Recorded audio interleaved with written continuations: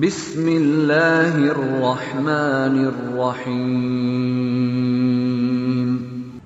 الحمد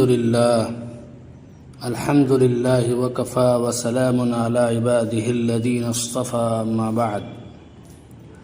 فقد قال اللہ تبارک وتعالى في القرآن المجید والفرقان الحمید اعوذ باللہ من الشیطان الرجیم بسم اللہ الرحمن الرحیم یا ایہا الرسل کلوا من الطیبات واعملوا صالحا وقال النبی صلی اللہ علیہ وسلم طلب کسب الحلال فریضۃ بعد الفریضہ صدق اللہ العظیم وصدق رسولہ النبی الکریم ونحن على ذلك من الشاہدین والشاکرین۔ محترم حضرات، حلال و حرام کی تمیز کرنا اور حلال سے نفع اٹھانا اور حرام مال سے پرہیز کرنا ایک مسلمان کے لیے اتنا ہی ضروری ہے جتنا کہ نماز پڑھنا اور دیگر فرائض کا ادا کرنا ضروری ہے۔ مگر جب ہم مسلم معاشرے پر نظر ڈالتے ہیں تو ہمیں بڑی حیرت ہوتی ہے کہ بہت کم لوگ ایسے ہیں جو حلال و حرام میں تمیز کرتے ہیں اور حرام سے بچتے ہیں۔ پھر اس وقت بہت زیادہ حیرت ہوتی ہے جب ہم بعض لوگوں سے یہ سنتے ہیں کسی حرام کے بارے میں کہ یہ چیز حرام کیوں ہے، اس کے استعمال کرنے میں کیا حرج ہے، حالانکہ ایک مسلمان کے لیے یہ بعید ہے، ناممکن ہے کہ وہ اللہ کے نازل کردہ قانون کے بارے میں چون و چرا کرے۔ اس لیے مناسب معلوم ہوا کہ طلب حلال کی تاکید، اہمیت اور فضیلت کے سلسلے میں قرآن و حدیث کی روشنی میں چند باتیں بیان کی جائیں۔ محترم حضرات، اللہ نے بھی اور اللہ کے نبی صلی اللہ علیہ وسلم نے بھی حلال کمائی کی بڑی تاکید ہمیں فرمائی۔ قرآن پاک میں اللہ تبارک و تعالی نے فرمایا یا ایھا الرسل کلوا من الطیبات واعملوا صالحا، اے پیغمبرو حلال چیزیں کھاؤ اور نیک اعمال کرو۔ اور ایک جگہ عام مؤمنین کو حکم دیا گیا یا ایھا الذین آمنوا کلوا من طیبات ما رزقناکم واشکروا لہ، اے ایمان والو ہم نے جو کچھ تمہیں رزق دیا ہے اس میں سے حلال چیزیں کھاؤ، اللہ کا شکر ادا کرو۔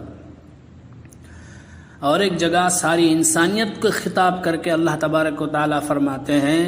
یا ایھا الناس کلوا مما فی الارض حلالا طیبا ولا تتبعوا خطوات الشیطان، اے لوگو زمین کی چیزوں میں سے حلال اور پاکیزہ چیزیں کھاؤ، شیطان کے نقش قدم پر مت چلو۔ اسی طرح بیہقی کی روایت ہے، اللہ کے نبی صلی اللہ علیہ وسلم نے فرمایا طلب کسب الحلال فریضۃ بعد الفریضہ، حلال کمائی کی تلاش اور جستجو دیگر فرائض کے ادا کرنے کے بعد سب سے اہم فرض ہے۔ تو ان آیات اور احادیث سے معلوم ہوا مسلمان کی ذمہ داری ہے کہ وہ حلال کمائی کی فکر کرے، اس کے لیے تلاش اور جستجو میں لگا رہے۔ لہذا مسلمان جب بھی کوئی تجارت کرنا چاہے یا ملازمت میں لگنا چاہے یا کسی پیشے کو اختیار کرنا چاہے تو سب سے پہلے یہ دیکھے کہ یہ حلال ہے یا نہیں،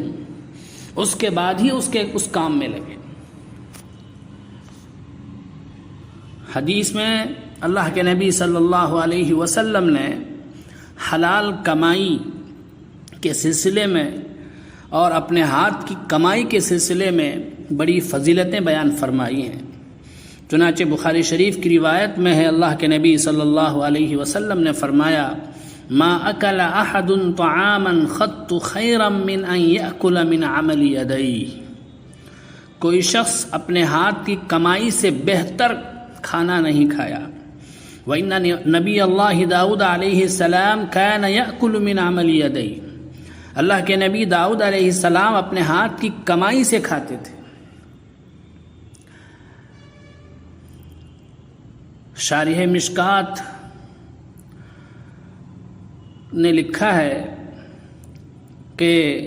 روایات میں آتا ہے کہ حضرت داؤد علیہ السلام اللہ کے جلیل القدر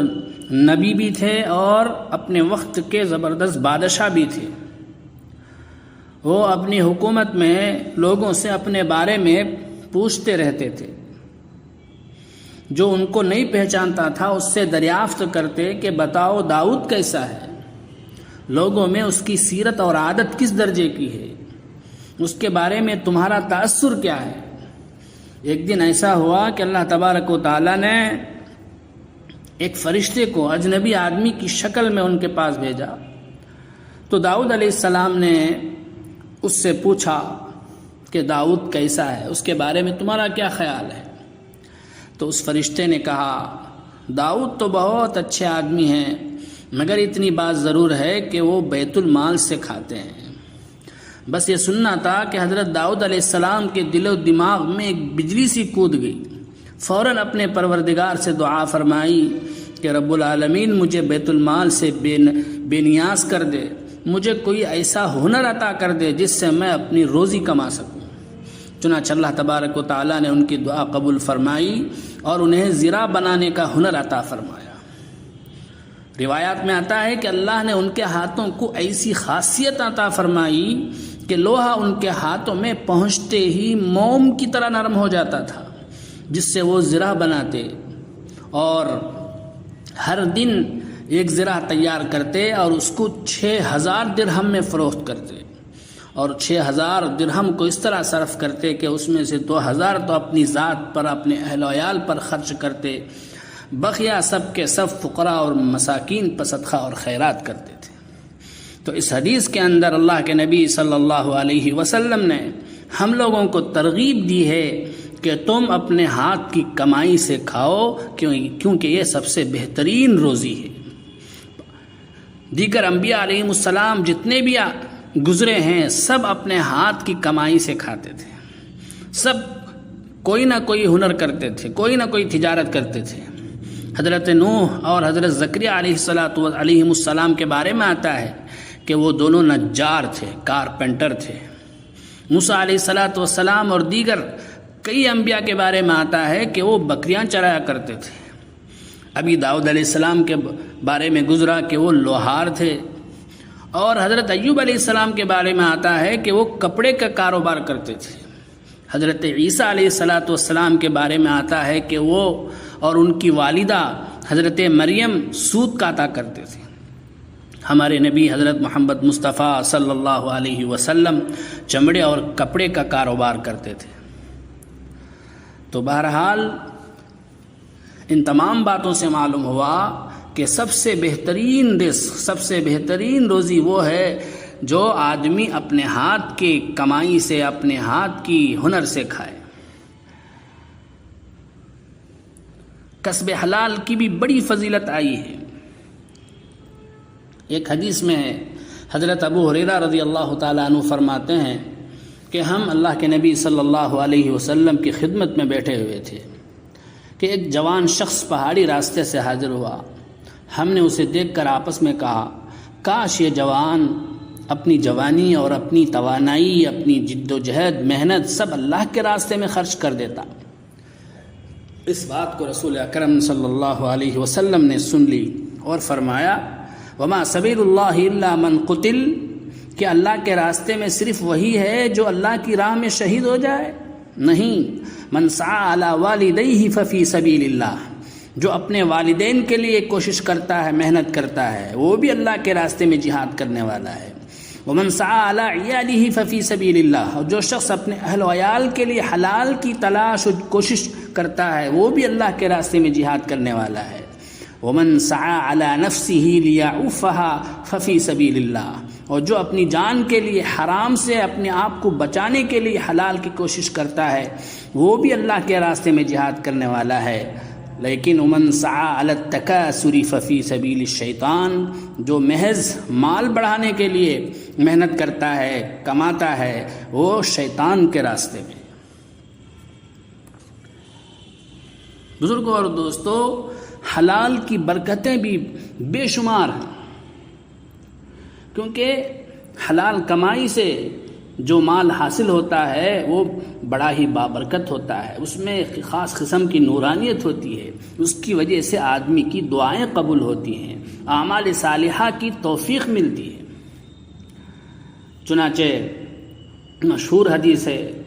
ایک دفعہ حضرت سعد رضی اللہ تعالیٰ عنہ نے نبی اکرم صلی اللہ علیہ وسلم سے عرض کیا، اللہ کے نبی صلی اللہ علیہ وسلم، آپ میرے لیے اللہ سے دعا کیجئے کہ اللہ تعالیٰ مجھے مستجاب الدعوات بنا دے، یعنی مجھے ایسا بنا۔ تو نبی اکرم صلی اللہ علیہ وسلم نے فرمایا، یا سعد اطب مطعمک تکن مستجاب الدعوہ، اے سعد تم اپنا کھانا حلال کر لو، تم مستجاب الدعوہ ہو جاؤ گے۔ روایات میں آتا ہے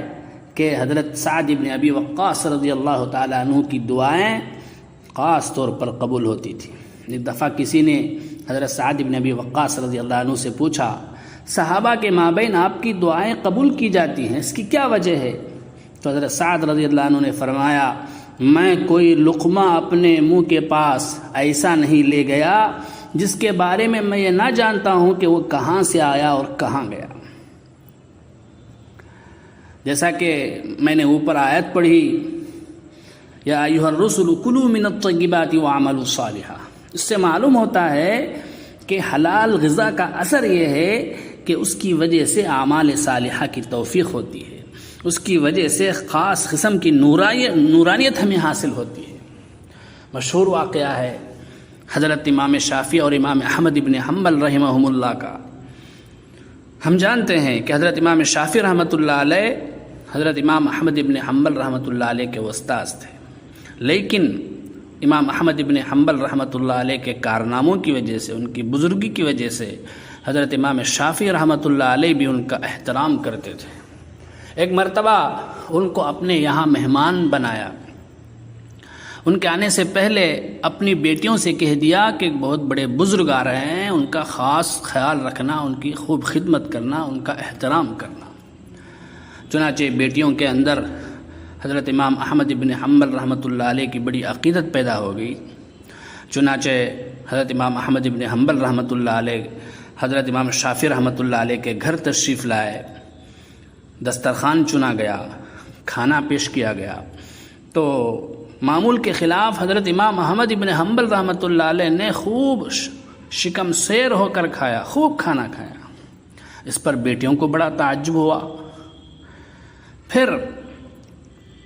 جب سونے کے لیے تشریف لے گئے تو بیٹیوں نے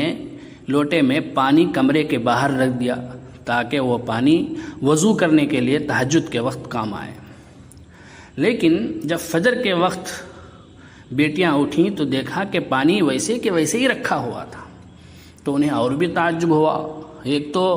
اتنے بڑے بزرگ کہتے ہیں،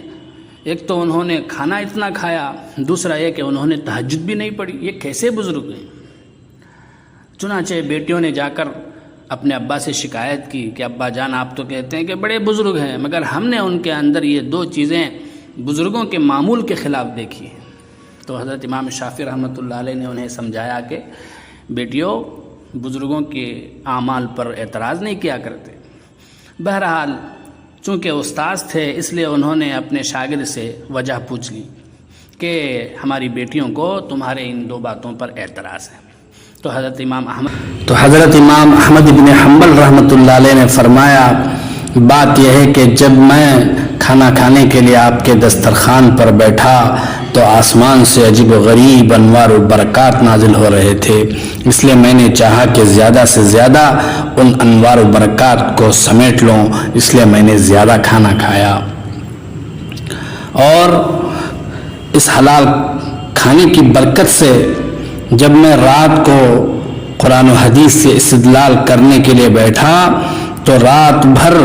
استدلال کر کے میں نے 100 مسائل نکالے، یہ حلال کھانے کی برکت تھی، جس کی وجہ سے میں رات بھر نہیں سو سکا اور عشاء کے وضو سے میں نے تہجد کی نماز بھی پڑھی۔ تو بزرگوں اور دوستو، اس واقعے سے معلوم ہوا کہ حلال کھانے کی کتنی برکت ہے، اس کی وجہ سے کیسی نورانیت حاصل ہوتی ہے۔ اس لیے ہم تمام کو چاہیے کہ حلال کمائی کی فکر کریں، حلال تجارت کی فکر کریں اور اپنی روزی کو حلال رکھیں، تاکہ ہمارا مال بابرکت ہو، ہماری کمائی بابرکت ہو اور ہمیں نیک اعمال کی توفیق ہو، ہمارے گھروں میں برکت ہو، راحت ہو۔ اللہ تعالی ہم تمام کو عمل کرنے کی توفیق عطا فرمائے۔